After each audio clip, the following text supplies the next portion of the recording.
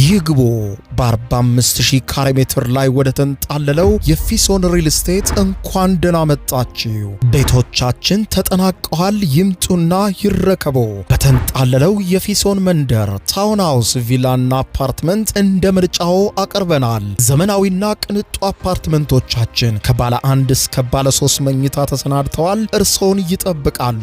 የከርሰ ምድር ውሃ፣ ለተለያዩ ፕሮግራሞች የሚሆን ሰፊ ቴራስ፣ 24 ሰዓት የማይቋረጥ ተጠባባቂ ጄኔሬተር፣ ሰፊና አስተማማኝ የመኪና ማቆሚያ፣ የደህንነት ካሜራ ጨምሮ ይሄ ቀረሽ የማይባል ዘመናዊና ቅንጡ አፓርትመንት። ምርጫው ቪላ ከሆነ ደግሞ የተሟላና በ340 ካሬ ሜትር ላይ ያረፈ በውስጡ 6 መኝታ ቤቶች፣ 7 መታጠቢያ ቤቶች፣ 2 ሳሎን፣ 1 ባህላዊና 1 ዘመናዊ ኩሽናዎችን በውስጡ ያቀፈ ቤትም አለን። ታውን ሃውስስ ቢሉ በፊሶን መንደር ምን ጠፍቶ 5 መኝታ ቤት፣ 6 መታጠቢያ ቤትን፣ 1 ባህላዊና 1 ዘመናዊ ኩሽና አካቶ በ190 ካሬ ላይ ያረፈ 2 መኪና ማቆም የሚያስችል ሰፊ ግቢ ያለው የፊሶን መንደር። ይምጡ፣ ዛሬውኑ የቤት ባለቤት ይሆኑ። በ0952 78 78 78 ወይም በ0952 79 79 79 ላይ ሃሎ ይበሉን። ፊሶን ሪል ስቴት የርሶ።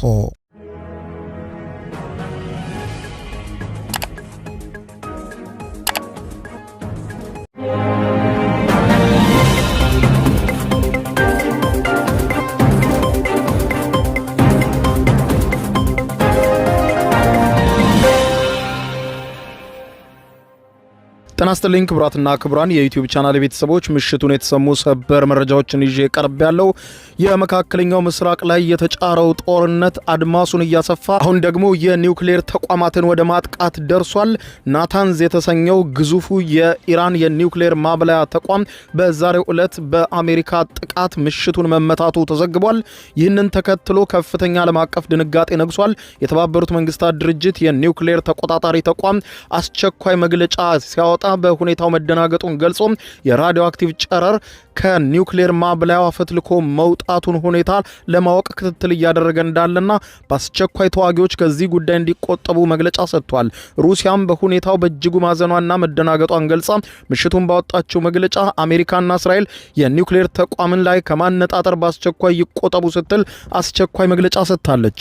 በሌላ በኩል በዛሬው ዕለት ኢራን በሰነዘረቻቸው ጥቃቶች መካከል አንዷ ታርጌት የተደረገችው የተባበሩት አረብ ኤምሬትስ ናት። ኤምሬትስ በዛሬው ዕለት ጥቃቱን መቀጠሉን ተከትሎ በኢራን ላይ ዘላቂ እርምጃ መውሰድ መጀመሯን ገልጻለች። ዩኤኢ በዚህም ደግሞ ከኢራን ጋር ከዚህ በኋላ ምንም አይነት ታሪካዊም ሆነ ምንም አይነት ግንኙነት ከዚህ በኋላ አይኖረንም ያለችው ዩኤኢ ሙሉ በሙሉ ከኢራን ጋር ያለኝ ግንኙነት ቆሟል ስትል በመላው ዩኤኢ የሚገኙ የኢራን ድርጅቶች ተቋማት በሙሉ እንዲዘጉ አስቸኳይ ትዕዛዝ ሰጥታለች። በዛሬው ዕለትም የኢራኑ ታዋቂ ሆስፒታል በዩናይትድ አረብ ኤምሬት የሚገኘው እንዲዘጋ ትዕዛዝ ተላልፎበታል። እንን ተከትሎ ውጥረት የነገሰ ሲሆን የተባበሩት አረብ ኤምሬትስና እንዲሁ ኢራን የሚከራከሩባት የባለቤትነቷ የማን እንደሆነ የማትታወቅ ደሴትን በተመለከተ ውጥረት ውስጥ ገብተዋል። ቀጥተኛ ወታደራዊ ፍጥጫ በሁለቱ ሀገራት መካከል ሊፈጠር ይችላል ተብሎ የተሰጋ ሲሆን ኢራን ምሽቱን ባወጣችው መግለጫ ራስ አልኬማ የተባለውን አካባቢ አጠቃዋለሁ ስትል ገልጻለች። ራስ አልኬማ የተባበሩት አረብ ኤምሬትስ አንዱ ግዛት ነው። ይህንን ተከትሎ እንግዲህ በቀጠናው ያለው ውጥረት በእጅጉ እየተባባሰ ነው። አዲስ መረጃዎች በፍጥነት እየወጡ ነው። ሁኔታዎችን በየሰዓታቱ ልዩነት እየተቀያየሩ ነው። ዝርዝር መረጃውን ላስደምጣችሁ፣ አብረን እንከታተለው። በቅድሚያም በመካከለኛው ምስራቅ በኢራን በአሜሪካና እስራኤል መካከል እየተካሄደ ያለው ጦርነት ወደ ከፋ ደረጃ መግባቱ ተዘገበ። የኢራን የኒውክሌር ተቋም መመታቱ የተሰማ ሲሆን ይህ የኒውክሌር ተቋም መመታቱን ተከትሎ የተለያዩ ተቋማት ድንጋጤያቸውን በመግለጽ አስቸኳይ መግለጫ በማውጣት ላይ ናቸው። አሜሪካ በዛሬው ዕለት በተካሄደው ውጊያም በከፍተኛ ሁኔታ አስደንጋጭ የሆነና በርካታ ተቋማት በድንጋጤ ምሽቱን መግለጫ እያወጡበት ያለውን እርምጃ ወስዳለች።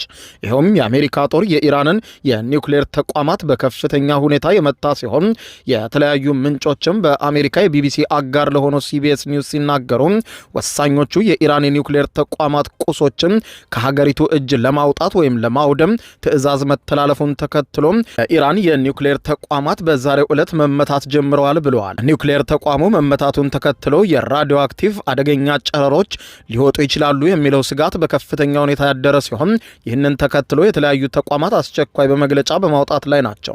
የኒውክሌር ተቋሙ ከ2 ሳምንታት በፊት ጥቃት በአካባቢው የተፈጸመ ቢሆንም ዛሬ ግን ራሱ የኒውክሌር ተቋሙ በከፍተኛ ሁኔታ እንደተመታ ነው የተዘገበ። ኢራን የኒውክሌር ጣቢያ ተመቷል የሚለው መረጃ ከወጣ በኋላ የተባበሩት መንግስታት ድርጅት የኒውክሌር ተቆጣጣሪ ተቋም ወታደራዊ እርምጃው በአስቸኳይ ይቆም ሲል አስቸኳይ ጥሪ ያቀረበ ሲሆን በሁኔታው መደናገጡን ገልጿል። የተባበሩት መንግስታት ድርጅት የኒውክሌር ተቆጣጣሪ ተቋም አመሻሹን ባወጣው መግለጫ እንዳለው ኢራን በናታንዝ የኒውክሌር ተቋሟ ላይ ዛሬ ጥቃት እንደተፈጸመባት ገልጻለች በማለት የገለጸ ሲሆን ማንኛውንም የኒውክሌርን አደጋ ስጋት ለማስወገድ ሲባል የጦርነቱ ሁሉም ተሳታፊ አካላት ወታደራዊ እርምጃዎችን በኒውክሌር ተቋሙ ላይ ከመውሰድ በአስቸኳይ ይቆጠቡ ሲል አሳስቧል። ዓለም አቀፉ የአቶሚክ ኤነርጂ ኤጀንሲ በማህበራዊ ትስስር ገጹ ባወጣው አስቸኳይ መግለጫ የኢራን የኒውክሌር ስፍራ ዛሬ ጥቃት እንደተፈጸመበት አረጋግጧል። ከጣቢያው ውጭ ያሉ የራዲዮ አክቲቭ መጠን ላይ እስካሁን ያለውን ሁኔታ ለመከታተል እየሞከርን ነው። ከጣቢያው የራዲዮ አክቲቭ ጨረር ወጥቶ ከሆነ በስፍራው ታይቶ የማይታወቅ አሳዛኝ ነገር ይከሰታል ብለዋል። አክሎም የኤጀንሲው ዋና ዳይሬክተር ራፋኤል ግሮሲ ማንኛውንም የኒውክሌር አደጋ ለማስወገድ ወታደራዊ ተአቅቦ እንዲደረግ በድጋሚ ጥሪያችንን እናቀርባለን ብለዋል።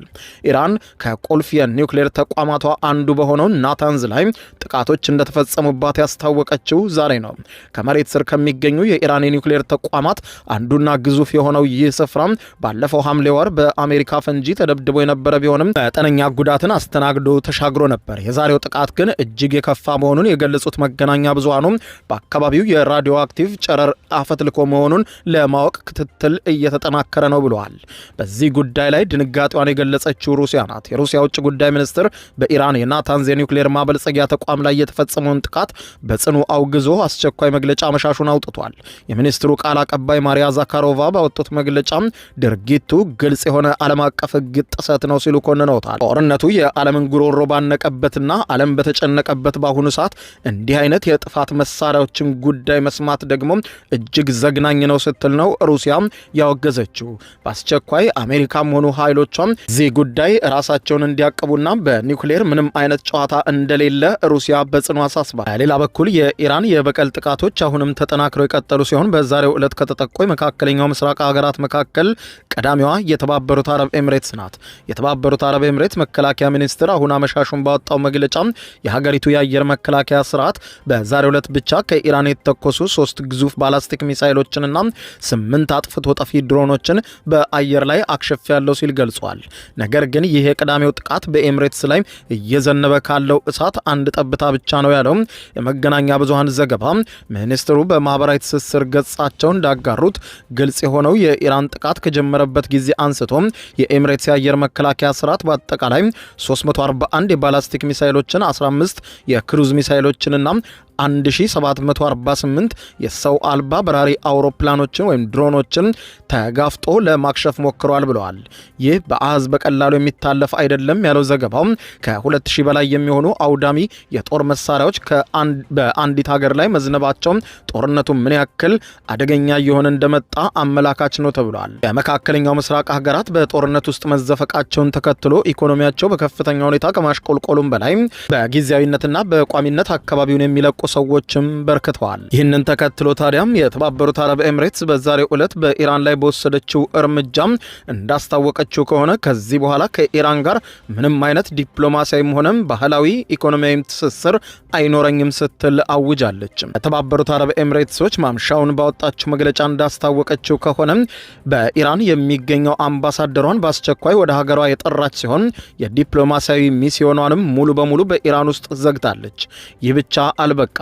በሀገር ውስጥ የሚገኙና ከኢራን መንግስት ጋር ቀጥተኛ ግንኙነት ያላቸው ሁሉም ተቋማትም ጥብቅ የማስዳት ዘመቻ እንደተጀመረች የገለጸችው የተባበሩት አረብ ኤምሬትስ ከዚህ ዘመቻ ትልቁ ሰለባ የሆነው በዱባይ ከተማ ውስጥ ለረጅም ዘመናት ሲያገለግል የነበረውና ከኢራን መንግስት ጋር ግንኙነት ያለው ታዋቂው የኢራን ሆስፒታልም ጭምር ነው።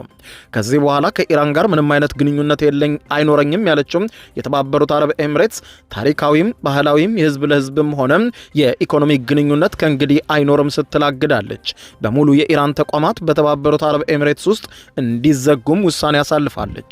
የፈረንሳዩ የዜና ወኪል አጃንስ ፍራንስ ፕሬስ እንደዘገበው ከሆነም በሆስፒታል ውስጥ የሚሰሩ 3 ሰራተኞችን ጠቅሶ እንዳለው የተባበሩት አረብ ኤሚሬትስ መንግስት ይህ የሕክምና ተቋም በአስቸኳይ እንዲዘጋ ጥብቅ ትዕዛዝ አስተላልፏል ያለ ሲሆን ይህ ሆስፒታል ከ700 በላይ ሰራተኞችን ቀጥሮ የሚያስተዳድር በኢራን ቀይ ጨረቃ ማህበር የሚተዳደርና በኤሚሬትስ ውስጥም ካሉ እጅግ አንጋፋ የጤና አጠባበቅ ተቋማት አንዱ ነበረ ብለዋል።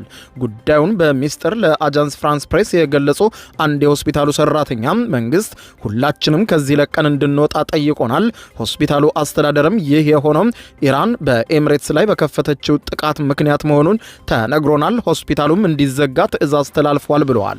የተባበሩት አረብ ኤሚሬትስ ባለስልጣናት በበኩላቸው ከኢራን ኃይሎችና ከአብዮታዊ ዘብ ጋር ቀጥተኛ ግንኙነት ያላቸው የተወሰኑ ተቋማት የኤሚሬትስን ሕግ ጥሰው በመገኘታቸው ሆነ ተብሎ በተወሰደ እርምጃ እንደሚዘጉም አረጋግጧል። ሆስፒታሉ ጨምሮም ከኢራን ጋር የተገናኙ ትምህርት ቤቶችና ሌሎችም አካላት የዚህ መዘጋት ሰለባ እንደሚሆኑ ገልጸው በኤሚሬትስ ውስጥ ከዚህ በኋላ የኢራንን ነገር አናይም ብለዋል። የኤሚሬትሱ ባለስልጣን አክለውም ሲናገሩ እነዚህ በኢራን ተቋማት ላይ በዩኤኢ ውስጥ እየተወሰዱ ያሉ እርምጃዎች አስተዳደራዊ ባህሪ ያላቸው ሲሆኑ አስፈላጊ የሆኑ አገልግሎቶች እንዳይቋረጡ በተደራጀ መንገድ የሚተገበር ነው ብለዋል። ይህ የሚያሳየው ኢራንና ኤሚሬትስ በመካከላቸው የነበረው የብዙ ዓመታት ታሪካዊ ድልድይ ሙሉ በሙሉ መፍረሱን ያመለከተ ሲሆን አሁን ላይ ወደ ለየ ጠላትነት እየተሸጋገሩ እንደሆነም ተዘግቧል። በሌላ በኩል ኢራንና የተባበሩት አረብ ኤሚሬትስን የሚያጋጭ የድንበር ጉዳይ ጭምር ተነስቷል። በመካከለኛው ምስራቅ የሚታየው ውጥረት በቀጥታ የጦርነት ልውውጦች ብቻ የተገደበ አይደለም ያለው ዘገባው ታሪካዊ የሆኑ የድንበርና የይዞታ ውዝግቦችም የዚሁ ግጭት አካል እየሆኑ መጥተዋል ብለዋል።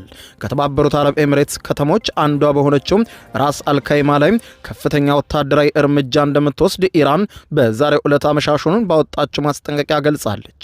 የዚህ ማስጠንቀቂያ መነሻ በኢራንና በተባበሩት አረብ ኤሚሬትሶች መካከል ለረጅም ጊዜ ሲያወዛግብ የቆየው የሁለቱ ደሴቶች ይዞታ ጉዳይ ነው።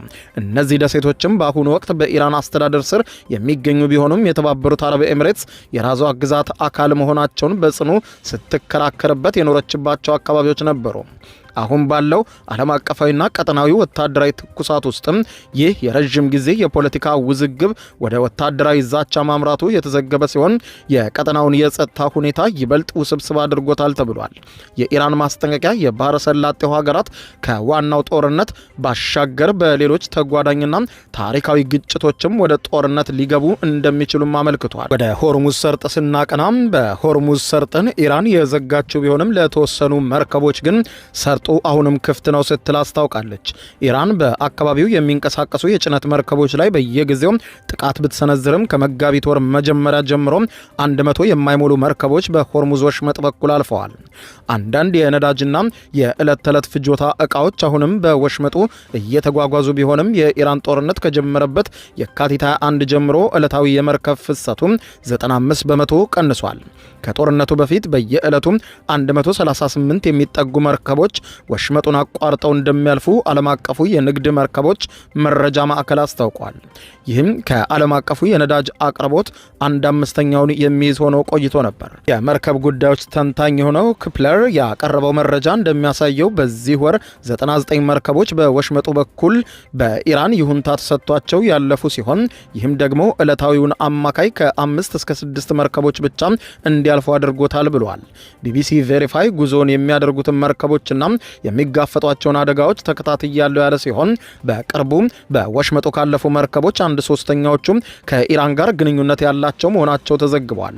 14ቱ መርከቦች በኢራን ባንዲራ ስር የተጓዙ ሲሆን ቀሪዎቹ ደግሞ ከኢራን የነዳጅ ንግድ ጋር በተጠረጠረ ግንኙነት ምክንያት በማዕቀብ ስር የነበሩ መርከቦች እንደሆኑ ያሳያል። 9 መርከቦች ከቻይና ጋር ግንኙነት ያላቸው ኩባንያዎች ጋር የተያዙ ሲሆኑ 6ቱ ደግሞ መዳረሻቸው ህንድ እንደሆነ የሚያሳዩ መርከቦች ናቸው ተፈቅዶላቸው ያለፉት። በግሪክ ኩባንያዎች ባለቤትነት የተያዙ መርከቦችን ጨምሮ በርካታ ከኢራን ጋር ግንኙነት የሌላቸው መርከቦች በሀገሪቱ መርከቦች ላይ ደርሰው ነበር። አንዳንድ መርከቦች ወሽመጡን በተሳካ ሁኔታ ለማቋረጥ ከወትሮው የበለጠ ረዥም መንገድ እየተጓዙ ነው።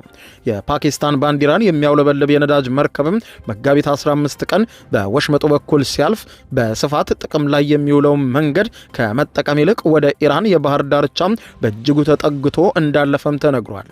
ይህም የሚያሳየው እስካሁን ባለው የኢራን የዘጋችው ወሽመጡን ከአሜሪካና ከእስራኤል ጋር ለሚተባበሩና ለራሳቸው ለሁለቱ ሀገራት ብቻ እንደሆነ በገለጸችው መሰረት ወዳጅ የምትላቸውንና በግጭቱ ከአሜሪካና ከእስራኤል ጋር አላበሩም ያለቻቸው ሀገራት መርከቦች እያሳለፈች እንደሆነ አመላካች ነው ተብሏል። ጦርነቱ ከተጀመረበት ጊዜ ጀምሮ በኢራን የባህር ዳርቻ ላይ የተጠቁ 20 የንግድ መርከቦች መኖራቸውን ቢቢሲ አረጋግጫለሁ ያለ ሲሆን ሁሉም ግን በሆርሙዝ ወሽመጥ አቅራቢያ አልነበሩም ይላል። በመጋቢት 2 በታይላንድ የሚንቀሳቀሰው ግዙፉ ማዮሪ ናሪ የተባለው መርከብን ለማለፍ ሲሞክር በሁለት ሚሳኤሎች ተመቶ እንደጋየ መረጃዎች ያሳያሉ። ከ23ቱ የመርከቡ አባላት መካከል 3ቱ እንደሞቱ ይታመናል። መርከቧ በተመታችበት ወቅትም በሞተር ክፍሏ ውስጥ ሳይያዙ እንዳልቀረም ተገምቷል። የመርከቧ ባለቤቶችም ለቢቢሲ ቬሪፋይ እንደተናገሩት የተረፉት መርከበኞች መመታታቸውን ተከትሎ በባህር ላይ አሰቃቂ ሁኔታን አሳልፈዋል ብለዋል። በግሪክ ባለቤትነት ስር የሚተዳደር ሌላ መርከብ በተመሳሳይ ጥቃት ደርሶበታል። የንግድ መርከብ መስመሮች የጦርነት ቀጠናዎች ሊሆኑ አይገባም ሲሉም የኤም ሳቬር ቪቬኖ ባለቤት ለቢቢሲ ቬሪፋይ ተናግረዋል። በጥቃቱ እስካሁን አንድ ሰው መሞቱም ተረጋግጧል ብለዋል። 28ቱ የመርከቧ አባላት ከሚቃጠለው መርከብ ለማምለጥ ወደ ውሃው ውስጥ ለመግባት ተገደዋል ሲሉም ኤስቪ አንቻን የመርከቧ ባለቤት ተናግረዋል። እነዚህ ባለሙያዎች ወታደሮች አይደሉም፣ ዓለም አቀፍ ንግድ እንዲሳለጥ የሚያግዙ የመርከብ ባለሙያዎች ናቸው ብለዋል። ድሮኖች፣ ሚሳኤሎች፣ ፈጣን የጥቃት ጀልባዎችና የተቀበሩ ፈንጂዎች ከባድ ፈተና ፈጥረዋል ሲሉ የኪንግ ኮሌጅ የፍሪማን የአየርና የጠፈር ተቋም ባልደረባ አሩን ዶውሰን ተናግረዋል። ኢራን የአካባቢውን አቀማመጥ ልትጠቀምበት ትችላለች። ወሽመጡ ጠባብና ጥልቀት የሌለው የባህር ዳርቻ ብቻ ሳይሆን አካባቢው ተራራማ ነው። ይህም ደግሞ ኢራን ከፍተኛ ጥቃቶችን እንድትፈጽም ያስችላታል። መርከቦችም ምላሽ ለመስጠት ጊዜ አይኖራቸውም ብለዋል። እንዳይታዩ ለማድረግ በሚደረገው ሙከራ በርካታ መርከቦች ሆነ ብለው ኤአይኤስ የተባለውን አውቶማቲክ የመለያ ስርዓትን መከታተያ ስርዓታቸውን ያጠፋሉ። ይህ ደግሞ ለመርከቦቹ አደጋ የሚጋርድ ሲሆን የአንድ ሰው አይን እንደመያዝ ማለት ነው ይላሉ። ስለዚህም አብዛኞቹ መርከቦች አይናቸውን ተይዘው ነው በስጋት የሚያቋርጡት። ወደ ኦማን ባህረ ሰላጤ ሲገቡ መከታተያዎቻቸውን በማጥፋት ጀልባዎችም ከካርታቸው እየጠፉና ከዚያም ከሰዓታት በኋላ ወይም ከቀናት በኋላ በሌላ ቦታ ላይ እንደገና ብቅ ሲሉ በካርታ ላይ እያየን ነው ብለዋል። ምንም እንኳን መርከቦች ያሉበት ቦታ እንዲደበቁ ቢረዳቸውም እንደ ክፕለር ያሉ በባህረ ሰላጤው ውስጥ እንቅስቃሴ ለሚከታተሉ ድርጅቶች ተግዳሮቶችን ይፈጥራሉ። ሁሉም ነገር በተንታኞች ማረጋገጫና በሳተላይት ምስሎች ይረጋገጣል ሲል ተቋሙ ለቢቢሲ ያረጋግጣል። በሌላ በኩል የመካከለኛው ምስራቅ ውጊያ እየተባባሰ ቢሄድም ነገር ግን በመካከለኛው ምስራቅ ያለው አለመረጋጋትና ውጊያም ለኢትዮጵያ አየር መንገድ አዲስ የገበያ ዕድል ከፍቶለታል ሲል ካፒታል የእንግሊዝኛው ጋዜጣ ዘግቧል። በአዲስ አበባ በየሳምንቱ ለንባብ የሚበቃው ካፒታል የተሰኘው የእንግሊዝኛ ጋዜጣ እንደዘገበው ከሆነ በእስራኤልና አሜሪካ እንዲሁም በኢራን መካከል ያለው ግጭት በባህረ ሰላጤው ሀገራት የአየር ትራንስፖርት ላይ ከባድ መስተጓጎል በመፍጠሩ የደቡብ አፍሪካ መንገደኞች አዲስ አበባን እንደ ዋነኛ የመሸጋገሪያ ማዕከል አድርገው እየተጠቀሙባት ነው ሲል ያስረዳል። የኢንዱስትሪ መረጃዎች እንደሚያመለክቱት ከመጋቢት ወር መጀመሪያ ጀምሮ በኢትዮጵያ አየር መንገድ በኩል የሚደረጉ የቦታ ማስያዣ ወይም ቡኪንግ መጠኖች በድንገት የ110% ጭማሪ አሳይተዋል። የፍላይት ሴንተር ሳውዝ አፍሪካ የስራ ኃላፊ ሱ ጋሬት ይህ ለውጥ የመጣው በተለመዱት የበረራ መስመሮች ላይ በተፈጠረ ስረዛና የአየር ክልል ገደቦች መሆኑን ያረጋግጣሉ። የዓለም አቀፉ የአየር ትራንስፖርት ማህበር የሆነው አያታ መረጃዎች እንደሚያሳዩት ከሆነ የኢትዮጵያ አየር መንገድ አሁን ካለው ቀውስ በፊትም ቢሆን በቁልፍ የጉዞ መስመሮች ላይ የበላይነቱን ያጠናከረ ግዙፍ ተቋም ነው ብለውታል። ለአብነትም በ2025 ብቻ በጆሃንስበርግና ሙምባይ መስመሮች በአዲስ አበባ በኩል ከ69000 በላይ መንገደኞችን በማጓጓዝ ወደ ህንድ ለሚደረጉ በረራዎች ቀዳሚው ምርጫ መሆን ችሏል ይችላል አየር መንገዱ ተብሏል። በተመሳሳይ በብሪታንያና በደቡብ አፍሪካ መካከል ባለው የጉዞ መስመርም ኤምሬትስን በ39000 መንገደኞች በመብለጥ ትልቁ ቀጥተኛ ያልሆነ አጓጓዥ ለመሆን በቅቷል ብለዋል። በተጨማሪም በደቡብ አፍሪካና በአሜሪካ መካከል በሚደረግ የጉዞ እንቅስቃሴም ቢሆን አየር መንገዱ ከዩናይትድ እና ከዴልታ በመቀጠል በሶስተኛ ደረጃ ላይ በመቀመጥ ጠንካራ የገበያ ተወዳዳሪ መሆን መቻሉንም የአያታ መረጃ እንደሚያሳይ ካፒታል የእንግሊዝኛው ጋዜጣ ዘግቧል። ክቡራን አድማጮች ለሰዓቱ ብታደምጧቸው ያልኳቸው አጫጭር ቀጠናውን የተመለከቱ የምሽቱ መረጃዎች የሰማችኋቸው ናቸው። በነገው ዕለት በማለዳ የዜና ዘገባ በወቅታዊ ጉዳዮች ተመልሰን እስከምንገናኝ በያለንበት በየደረስንበት የምድር ዳርቻ ሁሉም እኔንም እናንተንም በቸር ጠብቆ ቸር ያቆየን።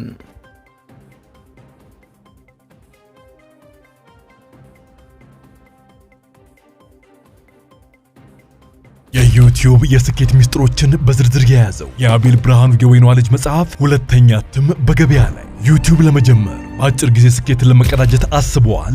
ዩቲዩብ ብጀምር ስንት ብር አገኘሁም ብሎ አስበዋል? እንግዲያውስ በዩቲዩብ 2 የወርቅ 3 የብር ሽልማቶችን ያገኘው የአቤል ብርሃኑ የወይኗ ልጅ የዩቲዩብ ሚስጥሮች መጽሐፍ በዝርዝር ሁሉንም ያብራራሉታል። ዛሬውኑ ገዝተው ህልሞን እውን የሚያደርጉበትን የዩቲዩብ የስኬት መንገድ ይጀምሩ። በሀገር ቤት አከፋፋይ አዲስ አበባ ሜክሲኮ ኮሜርስ መጽሐፍት መደብር። በውጭ ሀገራት ለምትገኙ ከአማዞን ላይ ብታዙ በቀናት ውስጥ ደጁ ይደርሳል። የአማዞን ሊንኩን እዚህ ቪዲዮ ኮሜንት ላይ ያገኙታል። የዩቲዩብ ሚስጥሮች ዘመኑ ጋር ተፈላጊ መጽሐፍ።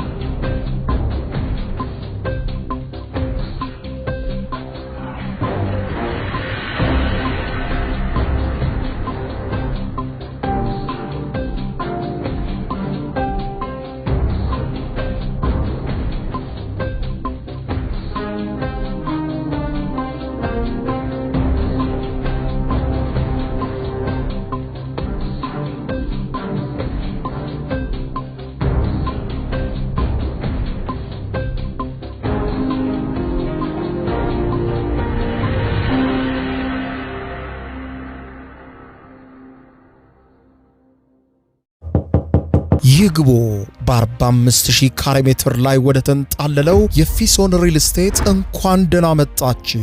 ቤቶቻችን ተጠናቀዋል። ይምጡና ይረከቡ። በተንጣለለው የፊሶን መንደር ታውን ሃውስ፣ ቪላና አፓርትመንት እንደ ምርጫው አቀርበናል። ዘመናዊና ቅንጡ አፓርትመንቶቻችን ከባለ 1 እስከ ባለ 3 መኝታ ተሰናድተዋል። እርሶን ይጠብቃሉ።